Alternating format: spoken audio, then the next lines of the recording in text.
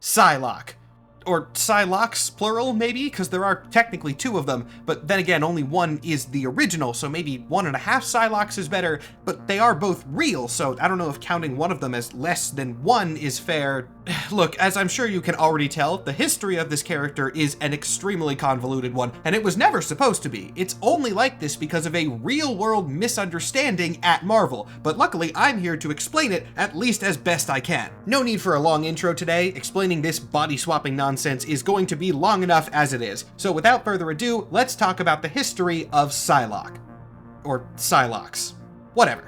Psylocke's real name is Betsy Braddock, though she wouldn't take up that code name until a decade after her original debut. In fact, her storyline doesn't even start with the X-Men, but it does begin with another iconic Marvel character, a heroic national champion clad in red, white, and blue, someone who believes the ideals of right will always triumph over might. I am of course referring to Captain Britain. For those of you who already know the last name Braddock in Marvel, you saw right through that bit, but hopefully I got at least some of you, and if you don't know who I'm talking about, Brian Braddock, the original Captain Britain, is Betsy's twin brother. While Betsy and the twins' older brother Jamie are both mutants, Brian was not. He got his superpowers from a magical amulet given to him by Merlin. Brief sidebar, if you expect that Captain Britain lore is just going to be Captain America, but for Britain, it is not that even remotely. But regardless, Betsy got her first taste of superhero action through Captain Britain stuff. Originally, she would just get wrapped up in villain plots and things in the ways that you'd expect from a non-powered sibling of a superhero, but Betsy gradually began displaying telepathic abilities. It turns out that her mutant genetics had subconsciously activated during her teenage years, but she wasn't aware enough of her powers to actually do much with them. Gradually, though, they were strengthening with time, and eventually they got to a point where they were useful. This meant that Betsy was recruited for the Psi division of an organization known as the Special Tactical Reserve for International Key Emergencies, otherwise known as Strike, otherwise known again as basically SHIELD but British. This period in Betsy's history wasn't super long, but I thought her time at the Psi division was worth mentioning because that is where she received training in her telepathic abilities, meaning she was ready for the big leagues. Yes, that means it's finally time for Betsy Braddock to get out into the field, get a superhero identity and a code name, and suit up as Captain Britain. Again, yeah, I did the same bit twice, sue me. This is where you get a little taste of how absolutely insane Captain Britain lore is. Betsy became Captain Britain shortly after Brian's Captain Britain fought an evil version of himself from another universe, also named Captain Britain, but spelled differently? Betsy was actually the one to finish off this evil Captain Briton as he tried to attack her, and then she used her telepathic abilities to essentially melt his brain, at which point she took his costume, which by the way Captain Britain powers work, gave her the abilities instead. She was then mentored and trained in superhero stuff by yet another alternate Captain Britain named Captain UK. So to recap, Captain Britain fought Captain Britain, then Captain Britain's sister killed Captain Britain, took the Captain Britain costume and became the new Captain Britain to be mentored by Captain UK. I told you, Captain Britain lore is insane. Unfortunately for Betsy, her career as Captain Britain was also pretty short, as she was beaten and blinded by a villain named Slaymaster. Betsy could actually still see decently well because of her telepathic abilities, but she did retire from active superheroing. Her life was looking up after this though, as she got engaged to a secret agent that she met during her time at Strike, and the happy couple moved to the Swiss Alps to live out the rest of their lives in peace. And then shortly after that, Betsy was kidnapped by Mojo. Hey look, several minutes into this video and we're finally at an X-Men character. Mojo is an entire rabbit hole on his own, but for those viewers who are new to the Marvel Universe, he is an entity from a pocket dimension where all of society is ruled by reality TV. Mojo is the top show producer in this world, and he has a habit of kidnapping superpowered people to star in these shows. This is why he grabbed Betsy. He then proceeded to brainwash her, fix up her eyesight with prosthetics that were actually cameras, and give her the code name Psylocke. Yeah, it originally came from a villain, so I'm kind of surprised that that's what she stuck with, but hey, whatever. Betsy was only under Mojo's control for like half an issue though, before she was rescued by the New Mutants and then helped them to free the X-Men, who Mojo had also captured and turned into babies. That's a whole separate thing. Like I said, Mojo is a rabbit hole that I could do a whole separate video on, but for now, just remember that hypnotizing people and turning them into different things is already happening in this storyline, because that will come up later in this video. Betsy's help in defeating Mojo led her to become an ally of the X-Men, but not a technical member of the team quite yet. That wouldn't happen until the crisis known as the Mutant Massacre. Betsy was not on the battlefield during this event, but she was telepathically coordinating some things from X-Mansion. This meant that when Sabretooth attacked the mansion unexpectedly, Betsy was the one who had to deal with him. Her bravery during this conflict led the team to offer her full membership, which she accepted, keeping the codename Psylocke and finally joining the X-Men 10 years after her original debut in the pages of Captain Britain. Now we're going to skip forward 3 years because it is finally time for the body swap storyline, or at least almost time. Real quick, we're going to pause and I'm going to explain how exactly I'm going to present this story to you because it is a strange one. I am first going to present this to you in line with current canon. Like if you were in the Marvel Universe and asked Betsy what her history was, this is what you would get. Parts of this are going to be stupid and unsatisfying, which I am well aware of. That's kind of just how it's written. But then once I'm done with that, we're gonna backtrack and I'll give you the actual history of these comics. I'll save details for that segment, but to contextualize now, the only reason the storyline is like this is because people at Marvel, the real world company, messed up, and this is what we were left with. So here we go. 3 years pass, it is now 1989, and Psylocke is a valued member of the X-Men. One day, she has a vision that several of the team are going to be killed in action, so she offers, or rather psychically insists, that they escape their situation by using an artifact called the Siege Perilous. The Siege Perilous is kind of like a teleporter combined with a reality warping spell. It does take people to new places, but it also has a habit of overwriting their memories, transforming them into new bodies, and generally just giving them new lives wherever they end up. Terrified of her vision coming true, Psylocke uses her powers to force the rest of the team through the crystal, thinking that it will all turn out fine. She is absolutely wrong about this. The team gets their memories erased and are scattered to the winds. The X-Men are no more. She has basically dismantled them in one fell swoop. Betsy enters the Siege Perilous as well, and ends up with no memories in the South China Sea, where she is captured by a crime lord for the Hand, yes, like the same hand that fights Daredevil, named Matsuo Tsurayaba. Even without her memories, Tsurayaba is able to identify her as Psylocke, whom the public had presumed dead. He knows that she has telepathic abilities and thinks that might be of use to him in a weird situation he's facing. See, the crime lord was in love with an assassin who was in a coma at the time, and he figured that if he could somehow expose her to Betsy's telepathy, that might be able to snap her out of it. So he uses technology provided to him by Mojo of all people to swap their bodies. Very important note here. In the comic where this happens, we don't actually see the assassin involved in this body swap yet. That is a reveal that happens later. What we see at the time is just Betsy in this new body, once again brainwashed into working for a villain under the codename Lady Mandarin. Even in this new form, Betsy has kept her telepathic abilities, which doesn't really make a lot of sense. After all, she's a mutant, her powers should be genetic, and therefore she should not keep them through a body swap. But don't worry about that yet, because not only does she still have her powers, they've actually been enhanced a bit. By switching bodies with an assassin, muscle memory has given Psylocke an instant crash course in martial arts. This is also where we get to see her powers used more offensively, leading to the purple psychic knife thing that's become an iconic part of her kit. Psylocke remains under evil influence for a bit, but is later freed by the newly reformed X-Men. However, at this point, the other woman in the body swap is still nowhere to be found, and the X-Men don't even really make much of an effort to get Betsy back to normal at all. The entire team, Psylocke included, just kinda goes home. And Betsy looks like this now, and will look like this with no resolution in sight for about 3 years. Remember how I warned you that parts of this would be unsatisfying? Yeah, this is one of those. Time passes, and Psylocke remains an active member of the X-Men even after this ninjification? Is that anything? It made me laugh, so I'm gonna leave it in, whatever. Anyway, after a couple years, a mysterious woman shows up at X-Mansion, hopefully bringing some answers. She attacks Psylocke directly, she rips off her mask, oh my god, she looks exactly like Betsy used to, and then she starts this dramatic monologue where she says that she is Betsy Braddock, and she's here to deal with the woman who's an imposter and has been claiming to be her for the past 3 years. Okay, hold on, something is not adding up here. If this is a body swap situation, why are both women claiming to be the real Betsy? Is one of them lying or a double agent of some kind? That would be wild, because as I've said a couple times at this point, it has been years since this began. What the hell is happening? Well, at this point, nobody knows. Not the readers, not the X-Men, not even either of the two Psylockes themselves. They both genuinely believe themselves to be the real one. It's here that we finally get more information about the assassin whose body Psylocke has been running around in. Her name is Kwannon, we get the whole backstory with her and Tsurayaba, and we find out about her master, who might be able to give a little bit of information as to this whole debacle. The X-Men are after all familiar with Betsy, but Kwannon is new to them, so they hope the guy who trained her might be able to provide some insights as to which one of these women is which. The X-Men take a field trip to Japan to talk to the guy, and it turns out that, He actually has no idea either. Apparently, this situation is way more complex than anybody was thinking.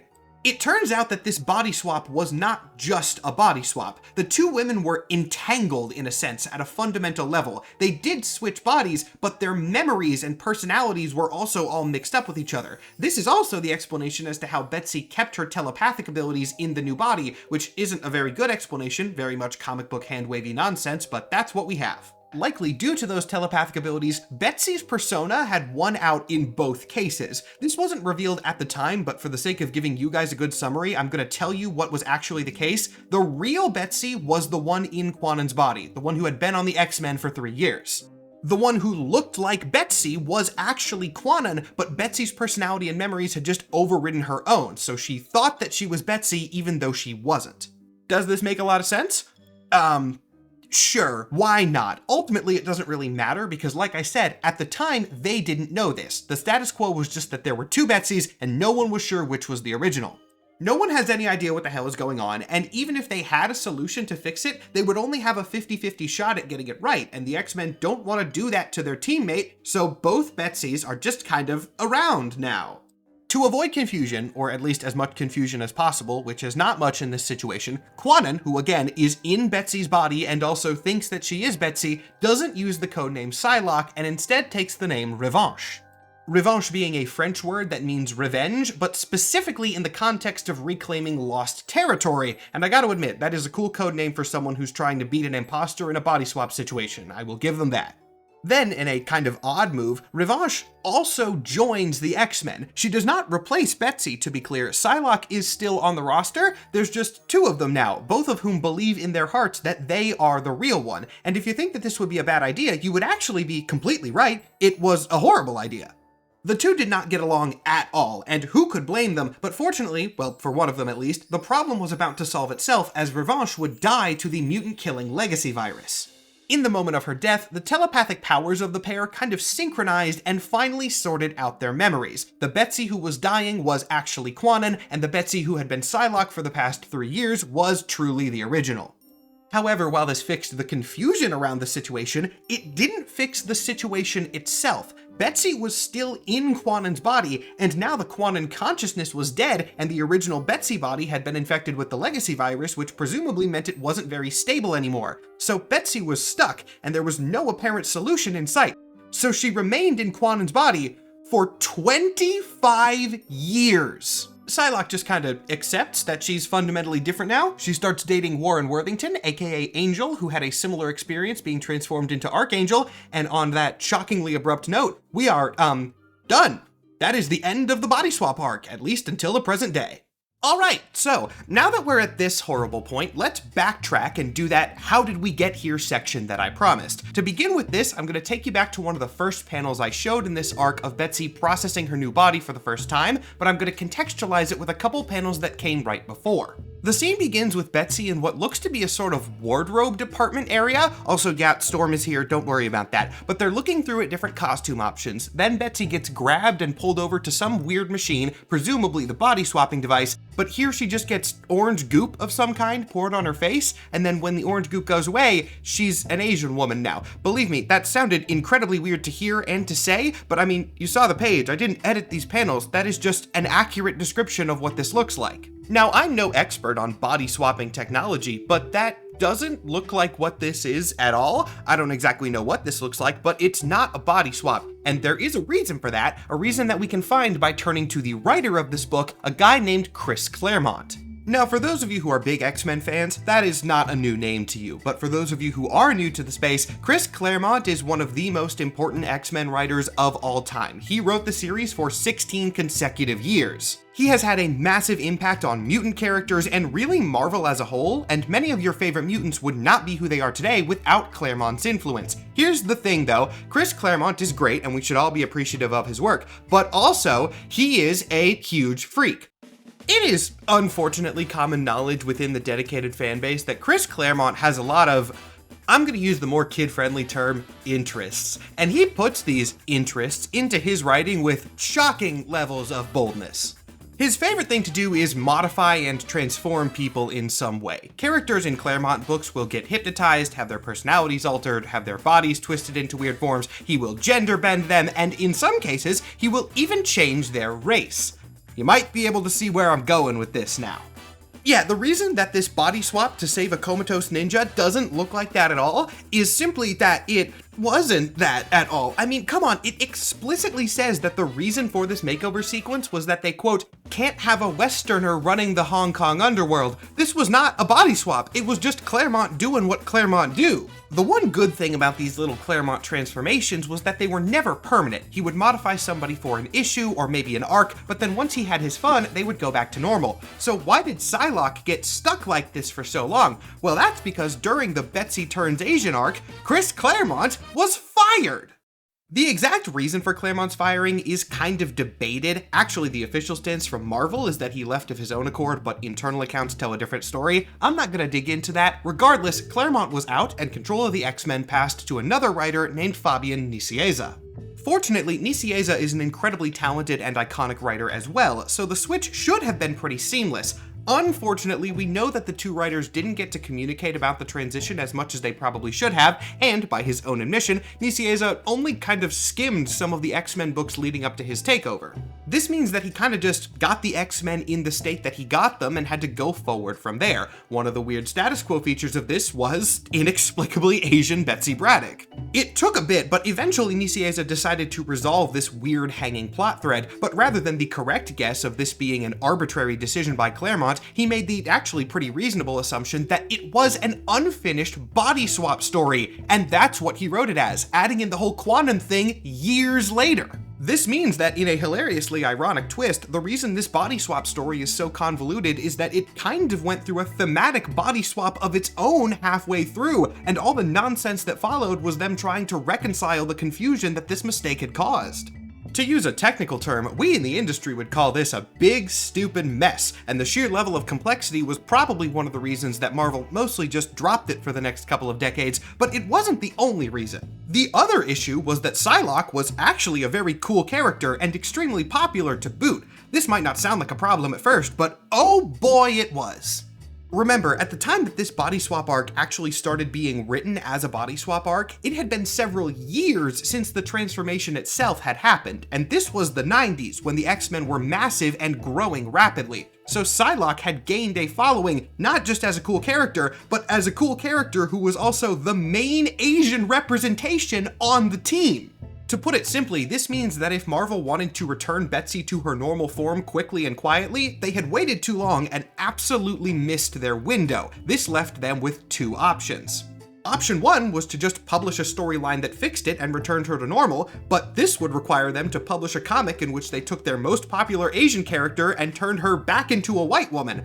And that wasn't something that they wanted to do for very valid reason. This left them with option 2. Leave it and just never, ever bring it up. This would ensure that the character of Psylocke would always remain a little bit weird and uncomfortable to people who knew the history, but it would prevent a massive explosion. So that is what they went with, and with few exceptions, Psylocke just stayed in this form and they pretended the body swap never happened for 25 years.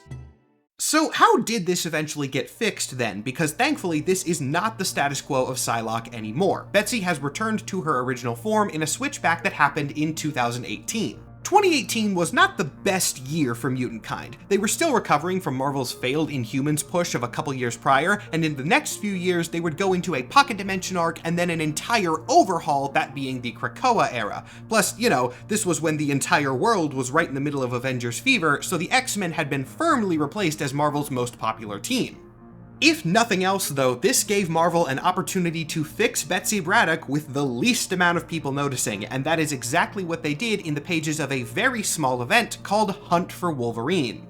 Now, I'm gonna be honest, I have not read Hunt for Wolverine outside of the few issues I needed to research for this video. In fact, I had never even heard of it before researching for this video, which makes me think that it probably wasn't very good. I could be wrong about that. I do not know everything about Marvel, and maybe people in the comments will clown on me for not knowing this event, but also, like, I'd never heard of it, so what does that say? Regardless, the Psylocke thing does not happen in the pages of the main book. It happened in a tie-in miniseries called Hunt for Wolverine Mystery in Madripoor. One of the main antagonists of this comic was a psychic vampire type lady named Sapphire Styx, and Sapphire Styx basically just kills Psylocke and absorbs her consciousness, but largely thanks to Betsy's telepathy, she is able to survive as a sort of remnant within Sapphire's mind. Eventually, Betsy is able to fight her way out of Sapphire's mind and uses the villain's power to construct a new body for herself. Since this body is based on her consciousness though, it's her normal form, not Quanon's, which is actually a pretty good way to resolve this in a way that makes sense with the lore. Not surprising, since it's written by Jim Zub, who's a great writer and a cool guy. I met him in a hotel elevator at Emerald City Comic Con last year, and he was super nice. That's not really relevant to the video, but shout out to Jim Zub. So after 2.5 decades, Betsy finally looks like Betsy again, and we can move forward into the Krakoan era. Well, technically we move into Age of X-Men next, but that was like a reality warp thing that doesn't really affect canon that much, so we're just gonna skip it. Krakoan era now. In this new period, Betsy actually gave up the identity of Psylocke entirely, preferring to redefine herself now that she was no longer tied to somebody else's body, which makes sense and was a smart move from the writers. They didn't get rid of her, to be clear. Betsy has not been sidelined at all. She's still a very important character, but they rebranded her by tying her back to her original roots with Captain Britain. Now, I know it's been a while since I've mentioned Captain Britain in this video, but remember that this history is mostly focusing on the body swap, and there's a 25-year time skip in there. There's a lot of Psylocke stories in that 25 years, and Captain Britain does keep coming up. It is a part of her character. This didn't come out of nowhere. Shortly after the founding of Krakoa, Brian Braddock falls under the control of sorceress Morgan Le Fay, and Betsy takes up his amulet, gaining his power and becoming the new Captain Britain, a title that she still holds to this day even after the fall of Krakoa. Though I am going to have to save explanation of those stories for an eventual Captain Britain lore deep dive because, well, I've already done a lot in this video. If I have to explain the Captain Britain Corps and Merlin and Otherworld and Saturnine among many other things, I will explode, actually.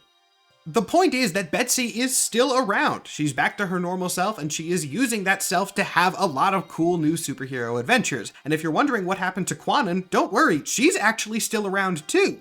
She was dead for a while, but thanks to some comic book nonsense, when Betsy restored her original body, this led to the spirit of Quanon returning to the corpse that Betsy was no longer occupying. From there, she joined the nation of Krakoa and kept the Psylocke identity since Betsy didn't want it. She hasn't been in nearly as many comics as Betsy, but she has done quite a bit, and she does have a solo comic coming out right now. And when I say right now, I mean like as of the day I'm recording this, issue 2 of the series released yesterday. Oh, also, I should at least throw this in at the end. If you're curious whether the Marvel Rivals version of Psylocke is Betsy or Quanon, the answer is actually neither. That version of the character is from a series called Demon Days, which is a feudal Japan AU. This one is not only Psylocke, she is actually named Psy. S-A-I, meaning that she's not a direct variant of a main universe Psylocke. Think of it more like a Peter Parker and Miles Morales situation, where they are versions of the same superhero, but not the same person. Though, given that she is actually a Japanese assassin, she is much more like the Quanon version of Psylocke, so if you really need an answer, closer to Quanon.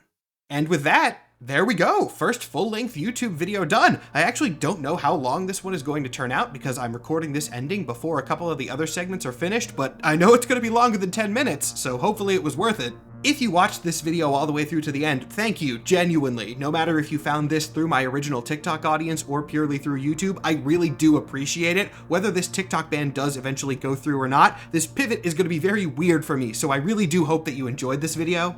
Big shout out to Ruben Perez for drawing all the poses of the character that you've been watching me talk through for the last however many minutes. If you're curious who this character is and what it's like when I tell superhero stories of my own, you should check out my TTRPG show, The D and Dorks, also on YouTube.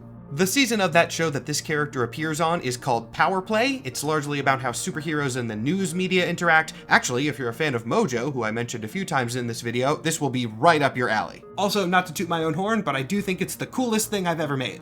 As for this channel though, I have several more things in the works already, so one more time, thank you so much for watching, and stay tuned for a whole lot more.